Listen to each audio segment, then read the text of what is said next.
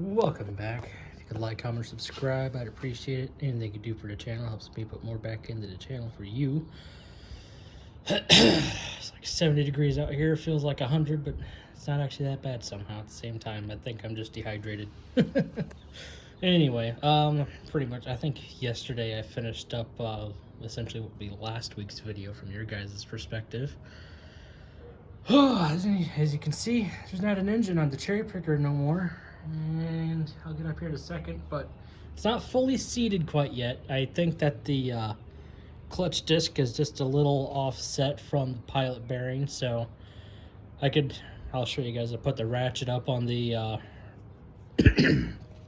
front bolt on the eccentric shaft and try to turn it over, and it's a little bit springy.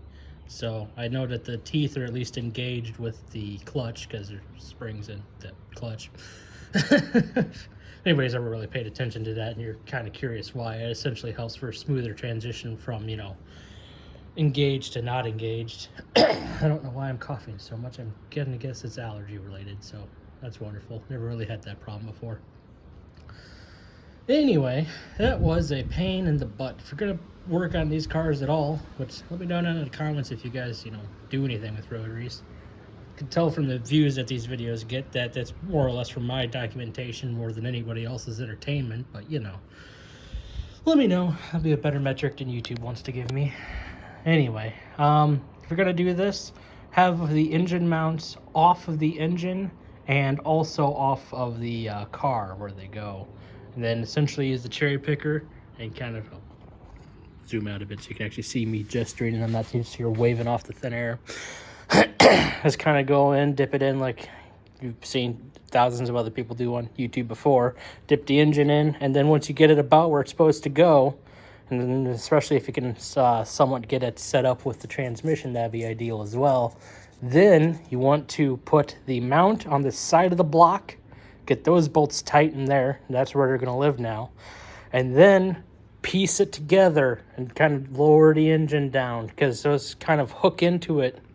The engine can slide back and forth, but where the mounts go on the frame, it's kind of set because there's one stud, and then the other one gets a bolt, but it's got a, what's the proper name for it?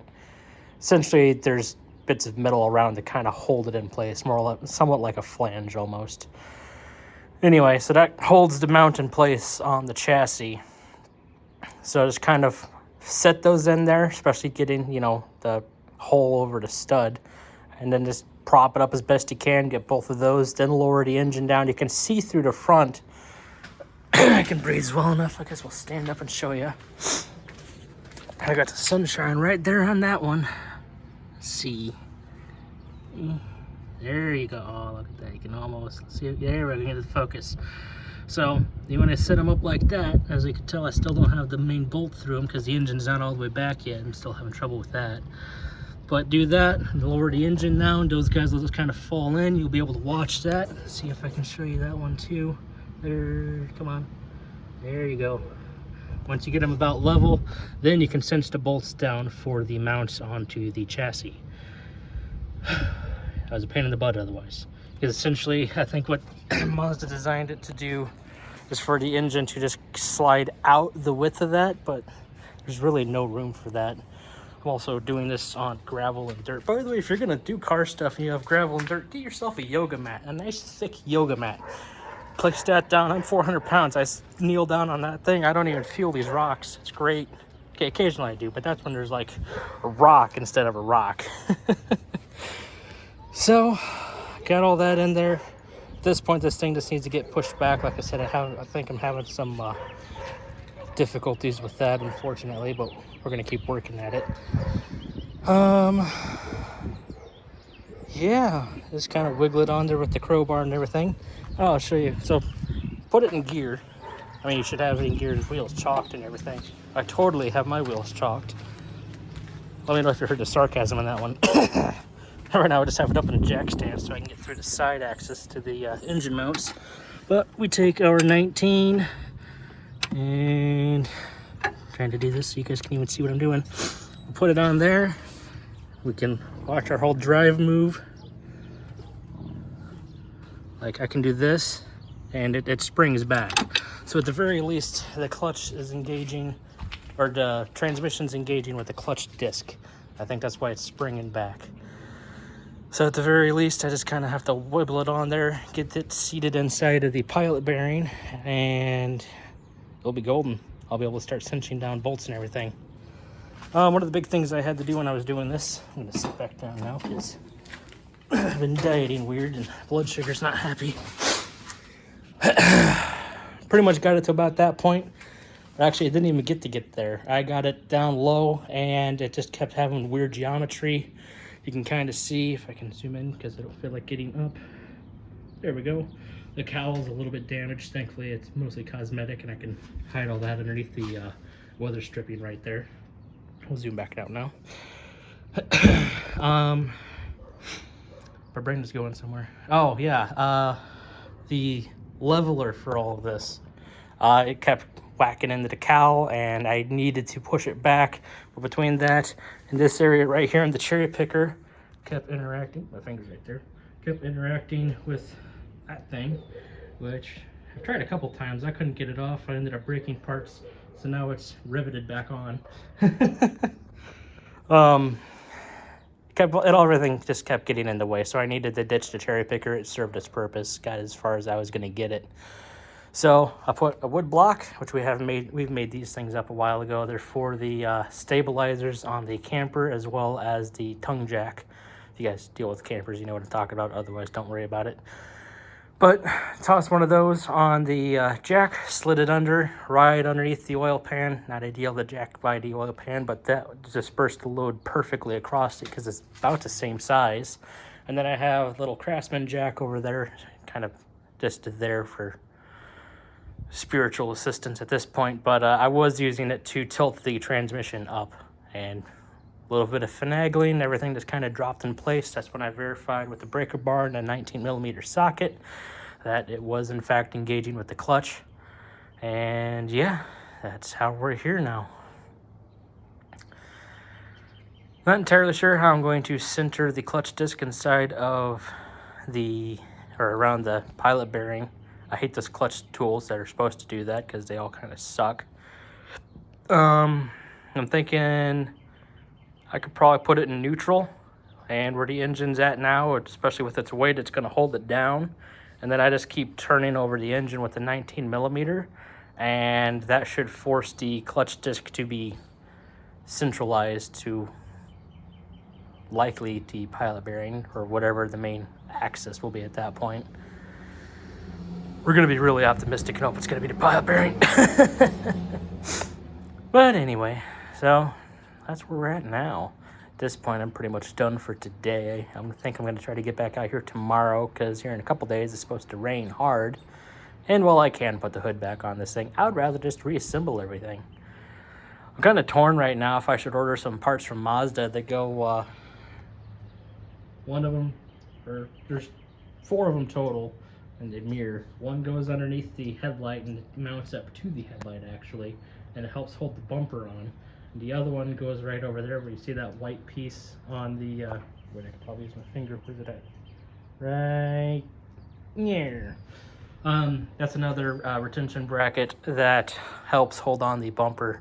None of it actually bolts to the bumper. The bumper bolts to the black trim pieces around there and right where the hood latches.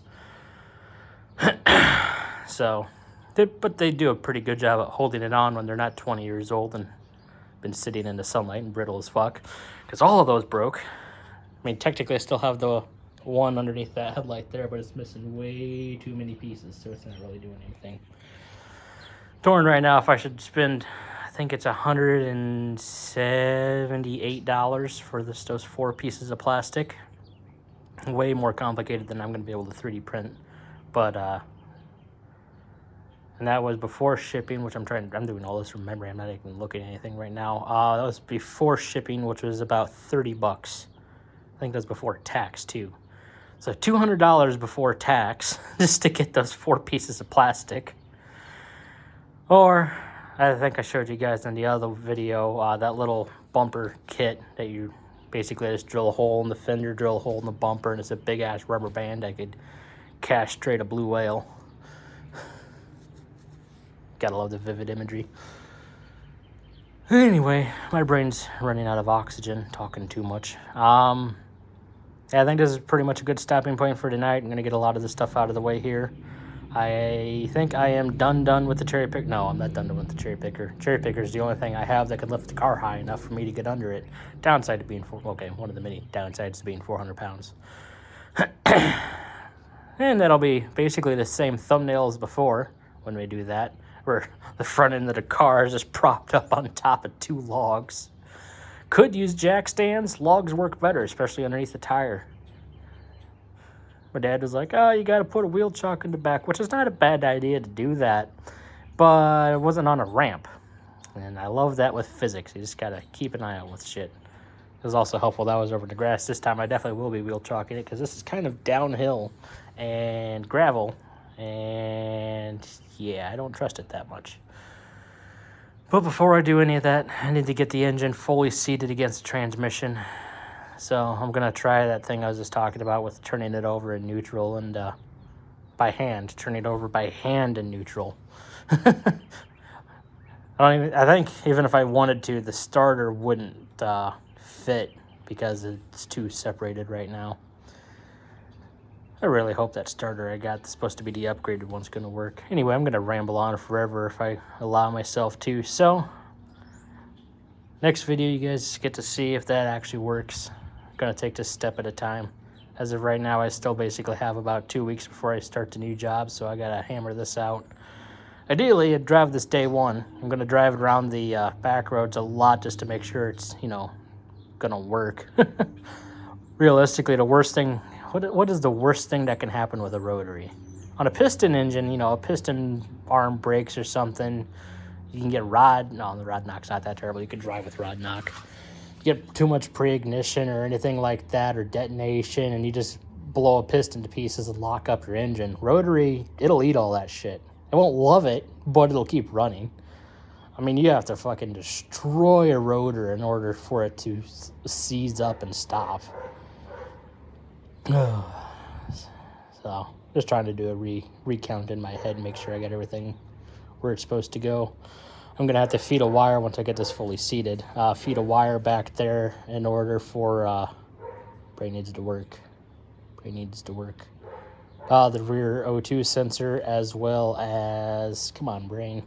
Oh, that's right. There's like 4 small plug connections on top of the transmission. Once I get those, that'll be done. I have actually the front O2 sensor I got to do, because if I just plug that in, the cable would actually be in the way and at risk of being pinched with the transmission and engine. If I had known I was going to have all this trouble, I would have just plugged it in and, you know, pried it out of the, or held it out of the way with like a clamp or something. But I think we're going to try to reach back there first and get that hooked up and pin it behind the bell housing of the transmission. Then I'll try to turn it over the engine by hand and see if I can't get everything to center itself. So we'll find out next video if that actually works. You guys can like, comment, or subscribe. Yeah, you know the drill. I'll see you next time. Side note, that totally just fucking worked. Had a little bit of pressure with the crowbar, turned it over after putting it in neutral, and it just kind of thump. Let's see, I think I'll be able to get a good view from this side, because before I could see way too much of everything. Where's it at? There's... Right, that's bell housing. I mean, there's the smallest gap, but I feel like that's the difference in height between the engine and transmission right now.